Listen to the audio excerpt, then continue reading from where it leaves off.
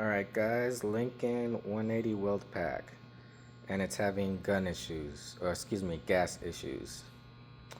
And I believe I've talked about this before, but I might as well do an actual video on it and give you some tips, especially on these kind of units. I see this enough that it's just sucks. You guys are paying for my time, but that's all right. I'll take some dummies money. But anyways, I hooked it up to our gas, and I saw the gas blowing back here. Like I can see it projectile when I triggered it. So I look back here.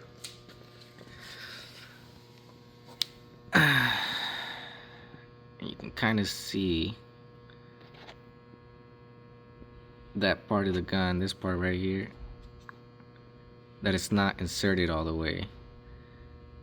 It's got to be all the way to that black part. So sometimes this little wing nut will get in the way, but it pretty much needs to look, even if it feels tight, you're not going far enough. All right,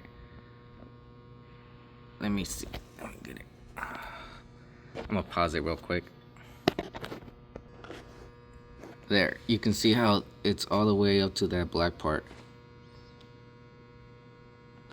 Especially if you can hear the gas coming, and if you want to open up the machine, make sure that the hose line isn't detached or something.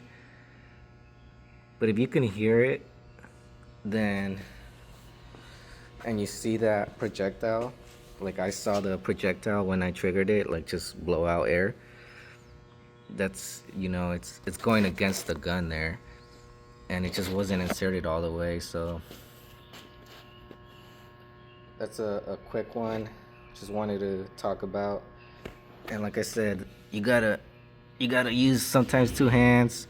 Sometimes this little guy gets in the way, and that was just a quick little fix there. And then I will test it with it. Everything works fine. Little solid home units, I'm guessing. It sucks that 1 hour of our price is like a fourth of what this machine costs probably. So make sure you guys save yourself some money and time. Look it over a little bit, and yeah, don't do dumb shit. Catch you guys later.